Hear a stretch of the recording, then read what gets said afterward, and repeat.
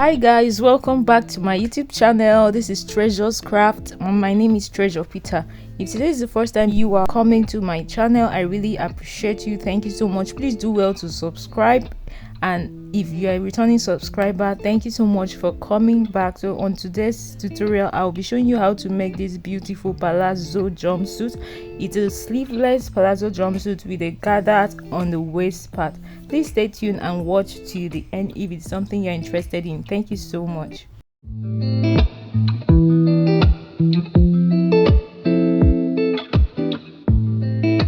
Hi guys, welcome back once again. So I'm going to be using this material. This material is just 2 yards. I'm going to try to manage it. If you want to make it comfortably, please use from 2.5 to 3 yards depending on how your body size is.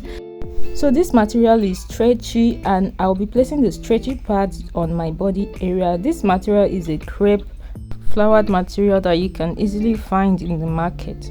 So I'll go ahead to just place my material. So we'll first of all cut the down part.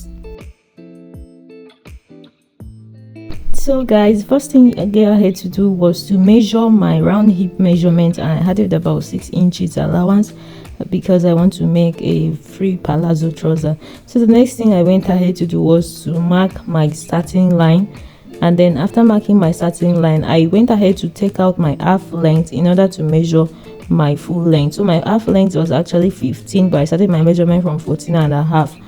So the next thing I went ahead to do was to mark my hip line. My hip line was 9.5 inches, and I added 2 inches. The reason for adding this 2 inches is because it's a jumpsuit, so I usually add 2 inches to my jumpsuit, and it's also a palazzo jumpsuit. So the next thing I went ahead to do was I marked 1 inch at the side, and I marked from the up part to the down part, and this is because of the allowance. So from that 1 inch allowance at my where I'm going to use for my crotch depth, I marked my hip measurement divided by 4, and I added 1 inch allowance because it's a palazzo trouser. And then from there I marked my 2.5, which I took as my crotch measurement. So I went ahead to draw a straight line from after that 1 inch to the waistline, because it's a free palazzo with a little gathers, but if you want it to be very well gathered, you need to add up to 3 inches or 4 inches. So it's only 1 inch I had. Then from that 2.5, I slanted, I made a curve like this. As you can see, I just made a curve round, and that's just it. So you can just cut this in less than 2 minutes. And so the next thing I did, because it's a palazzo trouser, it doesn't have to be free, it doesn't have to be tight, sorry. So I just confirmed that it is not tight on my laps, and then I took a straight line from after the 2.5 inch down to the end, and that's all. My front is ready, my front side is ready for my palazzo trouser. I'll just go ahead and cut it.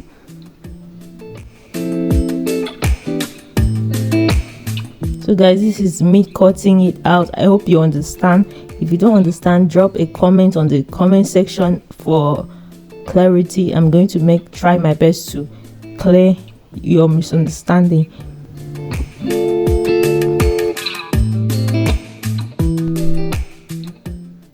So we are done with the front side. I still went ahead to shift it, and I arranged it, and I cut it at the length I want. For my full length, I added about 2 inches after my normal full length because I just wanted it to be very, very long. And then I added an extra 2 inches allowance for sewing, for bending. So guys, that's it for the front. So I went ahead to place the front on another material, and another folded into 2 material in order to bring out the back. So at that crotch side, I took 1.5 inch, and this is just the basic way, my basic way of taking my crotch for my back. So, and then for the upper part, as you can see on the screen, I also took 1.5 up to the end. So the reason why I'm taking 1.5 up to the waistline is because I'm going to add a zip so I just decided to just take the 1.5 up to the waistline. So for this other down part, I'm still going to take 1.5, as you can see, and then but from down, as I approach down, I'm taking 1 inch. So that's all for my back side, and I'm going to cut it out, as you can see on the screen. So it's very simple to just make this. It's something that you can make within 5 minutes once you know what you are doing, guys. So that is it, as I am now cutting the back part of my palazzo trouser. This material is a little bit fragile, so you have to be very careful, especially if you are using this kind of crepe material, flowered crepe material. So guys, that's it. So this time around, this is now time to cut the pocket. So for my pocket, I went ahead to mark out that 1 inch allowance that I marked at the side again, so it will be visible. So after that, from the up part, I came down by 7 inches, and that's what I'll be using as my pocket depth. So for my pocket width, I took 1.5, but normally I like taking 2 inches, but I just wanted it not to be too obvious, so I took 1.5 inch, and then I connected from that 1.5 to meet my 7 inches. So this is just it on how to cut out the pocket for the front, and I'll go ahead and cut it out.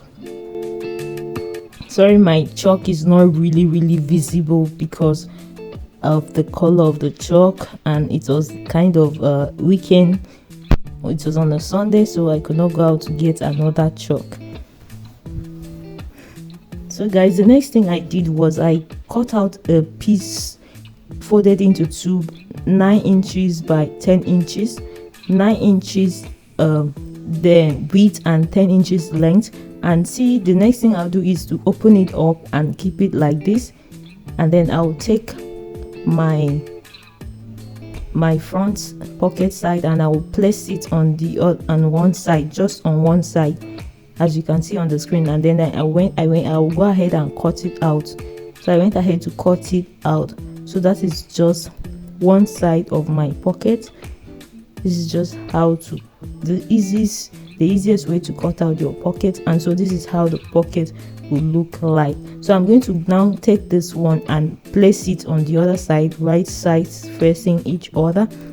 Before then, I went ahead to notch the center, so I will know where my center point is. So I took this and I placed it on the other side of the piece, and I went ahead and arranged it very well. Then I went ahead to cut it out, and this is now the 2 pockets. You need to make it right side facing each other so you will be able to use it. So guys, I made a video on how to draft this princess dart top. It's just a princess dart top, half length princess dart. So I used my half length for it, and I added ½ inch on the shoulder and ½ inch on the down part. I did the same thing to the back side. I also added ½ inch on the shoulder and ½ inch on the down part. So that's it, guys. I've done the video on that already. If you've not watched it, please do well to watch it.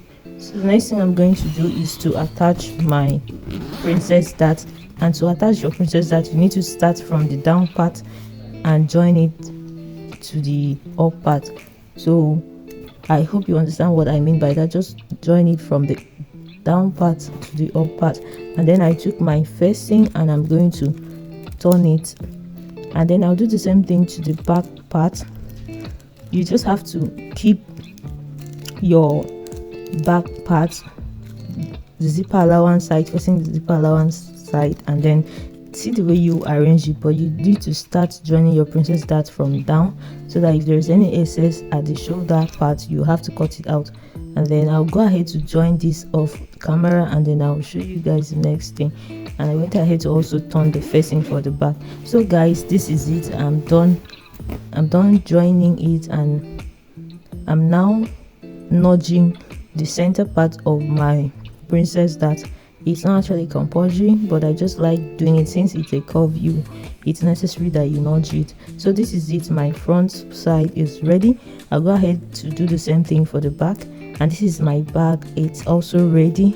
So the next thing I'll go ahead to do is just to turn the shoulder. To join the shoulder, I'm going to take my shoulder, place it as you can see, and I turn it inside, making sure that the facing is on the top of it, and that is it. So guys, that is it. So the next thing we're going to do now is to attach our pocket. So I will take out one side of my pocket, making sure it is aligned. I'm going to place one side of my pocket on the other material. I don't know if you understand, like you're just going to place it right side facing right side. So, and you're going to join it by 1/2 inch. Do the same thing to the other side, and then for the center of my trouser, my crotch center, you're going to just join it from the up part with 1/2 inch. Just join it and stop at 1/2 inch before the end. Do not reach the end. Do not reach the end. So I'll do the same thing to the back part, but the difference between the back part and the front part is that I'm going to leave allowance for zip, because I'm fixing my zip at the back part.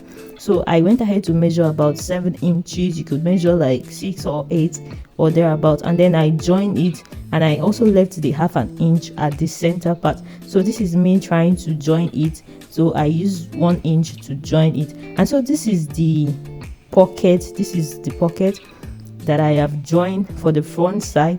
So the next thing I'll do is to just take note of that your center point where you did a notch, and then the next thing you do is to just join the down part. Make sure they are equal, and you just join the down part equally.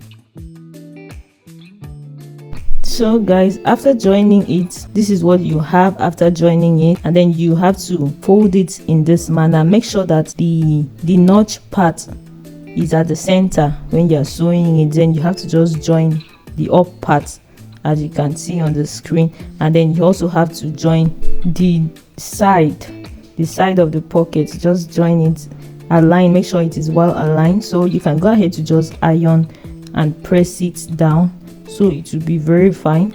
But if you have your aiming gum, you can also use your aiming gum while joining your pocket, so that it will be very neat. So this is what we have after I was done pressing it in, and I was done joining it on my machine. So this is the back side. This is how my back side looks when I was done joining the zipper allowance. So this is our front side when we're done joining the shoulder. See how the shoulder is looking neat and nice after joining it. The next thing I'm going to go ahead to do is to determine the center of my front. So I went ahead to nudge the center.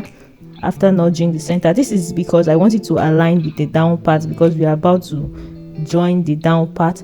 For the back, you know, the center is from the zipper part. So the next thing I'll go ahead to do, this is a sleeveless palazzo jumpsuit. So I'll go ahead to pipe my sleeves. So you just have to use your bias strip and then just pipe it just like that. You sew it the first time and then you pipe it. And so the next thing I'm going to go ahead to do is to attach the down to the up part. So in order for you to attach the down, I started from the front part first to the up part. You have to, after placing the notch on the up part, you need to make sure that the center, that the joining aligns with the notch. So you can use your pin to just pin it down, so you'll be sure that you've gotten the right thing. So guys, the next thing I'm going to go ahead to do is to just do simple gathers, because the gathers is not much, because I was actually trying to manage my fabric. That's why I had a just 1 inch allowance, and that's why the gathers is not much. So I'm just going to do my simple gathers on my, and then join it. And then this is the back part. I'm going to do the same thing. I'm going to join it from one side of the back and the other side of the back. Note the zipper allowance and everywhere. So I'm just going to take and do the gather to just make sure it aligns. So this is what we have after I was done joining the front to the back, and then this is just what we have. I just wanted it to be a scanty gathers because I did not have enough fabric for it, and I wanted to manage just 2 yards for it. So guys, the next thing I'm going to do is to just close the sides. After closing the sides, I'll go ahead to join my trouser crotch area. So in order to close the side, you need to confirm your measurement. You can choose to fix your zip before doing this, so just do it the best way you want to do. So for me to join my crotch area, see what I told you, when you left your ½ inch, you have to start from the other ½ inch to join the other side, and then the other ½ inch to join this other side. So it is just the best way for me to join the crotch of my trouser, and this is what I usually do. So guys, I'll go ahead to just join them together, and then I'm done joining them, and this is what I have. So guys, this is what I have, but for this place there will be a little space because of that joining. So the next, to close this space, you have to just join it straight in this manner. Hope you understand what I mean. You just have to open up your seams and join it. So guys, the next thing, we are almost done. Our jumpsuit is almost ready. Just for me to fix my zip. After fixing my zip, I'll go ahead to fold the down part of my jumpsuit. So that's all. It won't take you a whole lot of time. It won't take you time to sew this if you have everything in place. So guys, that is all for our jumpsuits. You can just go ahead to iron. Sorry, I wasn't ironing while sewing because there was actually no light, and then I needed to just finish up everything at once. So this is it for my jumpsuit. So thank you guys for watching. Please give this video a thumbs up. I'm going to show you the finished product on my body. Give this video a thumbs up if you enjoyed watching it, and do well to subscribe to my channel. Subscribing does not cost a dime. Thank you. Bye.